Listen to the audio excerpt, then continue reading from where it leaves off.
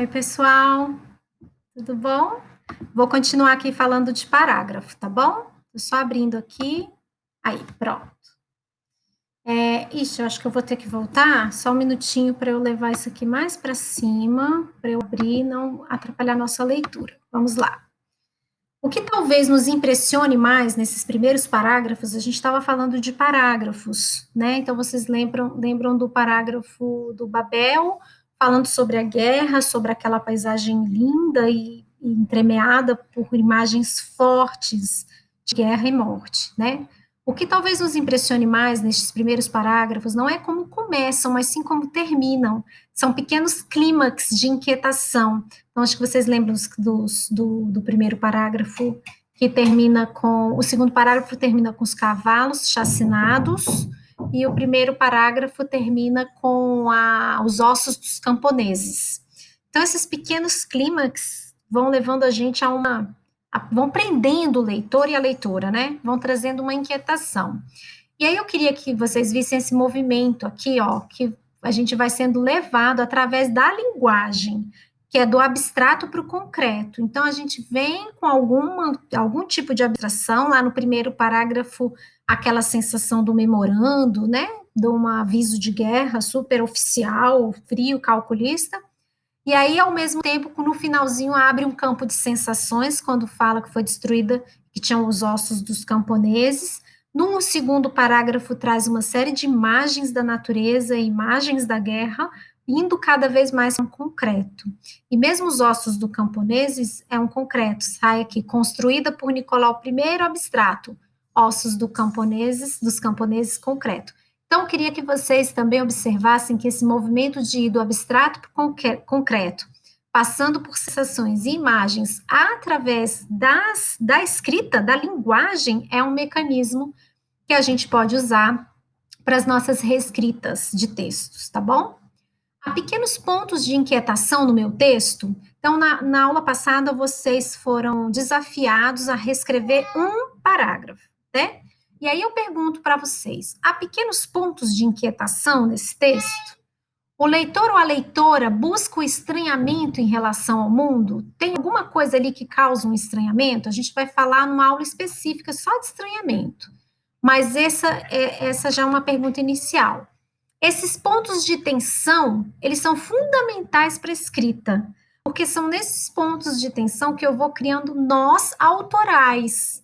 E onde tem autoria, gente, costuma ter engajamento de leitura, né? Claro que aí tem uma série de outros fatores, né? Tem como que o tema do texto se reverbera em histórias de vida, se tem cruzamentos de histórias de vida, enfim, tem muitos outros fatores, mas essas escolhas muito autorais dessas tensões que geralmente são feitas através de escolhas próprias, autênticas do texto, ela vai gerando mais engajamento na leitura. Em geral, eu sugeriria, isso é a Franzine Prose falando, o parágrafo pode ser compreendido como uma espécie de respiração literária, cada parágrafo sendo um prolongado, em alguns casos, muito prolongado fôlego. Então, é como se um parágrafo fosse um fôlego prolongado. Inspire no início do parágrafo, expire no fim. Inspire novamente no início do parágrafo seguinte, assim que ela faz a imagem com a respiração. Mas ao introduzir algum elemento de ansiedade, os parágrafos de Babel nos fazem tomar fôlego na frase final, de modo que ainda estamos um pouco ofegantes no meio dessa mudança rítmica, dessa modificação de perspectiva. Então, aqui a gente tem duas imagens, duas palavras bem importantes, o ritmo e perspectiva, né? Então, vocês veem que o parágrafo, ele vai mudando de ritmo, ele vem num ritmo, quando ele vai trazer na natureza, que é um, quando ele traz os cavalos chacinados, muda o ritmo, as frases ficam mais curtas, né? E aí a perspectiva muda de quem está olhando também. Quem será que está olhando, né? Será que é o mesmo personagem? Será que eu estou vendo de outro ângulo? Será que tem temporalidades atravessadas? Talvez o antes da chacina e o depois da chacina, sabe? Parece que vai para um lado e acaba abrindo o outro. São muitos lados, são viradas, clímax, modificação de perspectivas, reintrodução de uma certa ansiedade. quebra de linha de expectativa, inverte a expectativa. A gente falou de carnavalização na unidade passada, é isso. A inversão, a quebra e a inversão das expectativas. Então, é muito importante vocês, em algum momento, não é em todos os parágrafos do texto, mas a gente tem que ter, em alguns parágrafos, esses estados de clímax, de tensão, de culminância do que está sendo dito, né? E esse trabalho, ele vem talvez profundamente num primeiro momento, quando eu escrevo, mas ele vem sobretudo na reescrita, tá? Então é isso, essa ruptura, essa quebra de perspectiva, né? Eu trouxe algumas imagens para brincar com isso. E outro exemplo, meu primeiro ganso, também de Isaac Babel. Savitsky, comandante da 4ª Divisão, levantou-se quando me viu e fiquei admirado com a beleza de seu corpo de gigante. Ele se levantou, o roxo dos seus calções de montaria, o carmim de seu pequeno barrete inclinado e as condecorações presas em seu peito fedendo a cabana como um estandarte fende o céu. Um cheiro de perfume e o frescor enjoativamente doce de sabonete emanavam dele. Suas pernas compridas eram como moças embainhadas até o pescoço nas lustrosas botas de montaria. Ele sorriu para mim, bateu o chicote na mesa e puxou para si uma ordem que o chefe do Estado-Maior acabara de ditar. Vamos ver. O relâmpago, a mudança de ritmo põe a história em movimento. O sorriso, o chicote, o relatório militar informam que é hora de tratar de negócios. O que quebra no fim do primeiro parágrafo do conto, o que a quebra no fim do primeiro parágrafo do conto faz é nos surpreender, juntamente com o narrador, arrancando-nos do nosso devaneio. Então, a gente está olhando para ele, a gente está formando a imagem desse personagem, né? E tem uma série de escolhas que são muito próprias, muito autênticas, muito autorais, né? Quando ele fala que fende o céu, né? O peito, ele vem falando, o roxo dos calções. Aí, quando ele fala das condecorações presas, aí ele quebra, a ruptura, fedendo a cabana, né? Então, a gente eleva e fala, caramba, né? Então, né? Quantas condecorações, é uma pessoa importante, fedendo a cabana. Aí degrada, né? E aí, esses movimentos, eles vão nos prendendo na leitura, né? A gente quer ler mais. Um cheiro de perfume e frescor enjoativamente doce, né? Emanavam dele. E aí vem, ele sorriu, bateu o chicote e puxou para si uma ordem que o chefe acabara de dar.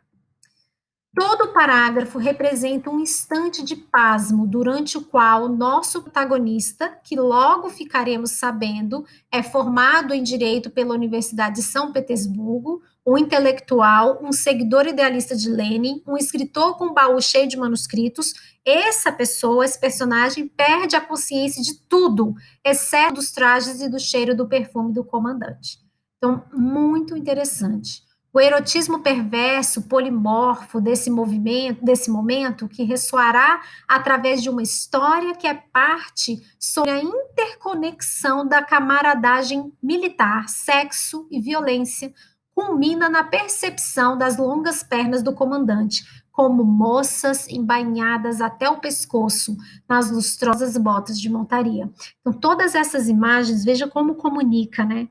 Como tem camadas de significado ali atravessadas. Então, vejam que isso foi escrito e reescrito muitas vezes. A imagem perturbadora voltará a emergir nas últimas frases do conto, quando o narrador de óculos, cometendo um ato de violência, ganha a aceitação dos cossacos brutais com que cavalga. Finalmente, os homens adormecem num celeiro de feno. Dormimos todos os 6 sob um teto de madeira que deixava ver as estrelas aquecendo-nos uns aos outros, nossas pernas entrelaçadas. Eu sonhei, e em meus sonhos vi mulheres, mas meu coração ensanguentado rangia e transbordava. Eu gosto muito dessa pequena frase. Eu sonhei, e em meus sonhos vi mulheres. Minha provocação para vocês agora é pegar esse mesmo parágrafo que vocês já vêm trabalhando com a reescrita. Se quiserem fazer outro, se gostarem mais de outro, não importa. Mas a ideia é vocês pegarem um parágrafo reescrito, com base nesses pequenos detalhes que eu estou trazendo aqui de consciência de linguagem, né? e vocês podem incluir essa frase no meio deles. Eu sonhei, ou então ele sonhou, se fosse terceiro, se estiver falando sobre um personagem. E em meus sonhos vi, aí vocês vão colocar o que vocês viram. A gente vai pescar essa pequena frase do meio do parágrafo aqui, quase para o fim. Pode ser exatamente na mesma posição do parágrafo de vocês. Vejam o impacto que isso dá. Vejam, inclusive, se isso não vai abrir um novo final do parágrafo de vocês, tá? Então, eu queria que vocês trabalhassem nessa videoaula de hoje com aquelas pequenas imagens, aqueles pequenos movimentos aqui, olha, do abstrato para o concreto. Então, a gente encher de sensações, de imagens, para a gente fazendo esse jogo do abstrato para o concreto. E a gente vai pescar essas palavras aqui do final, do sonhei, tá? Eu sonhei. E em meus sonhos vi. E aí a gente vai ver se isso abre um novo final, se isso te inspira uma nova reescrita. Então é isso. Esse é um outro livro que a gente fala um pouquinho sobre como funciona a ficção, não vai ser na aula de hoje, tá? E sobre a estilística eu vou falar na próxima aula, tá bom? Então, até já!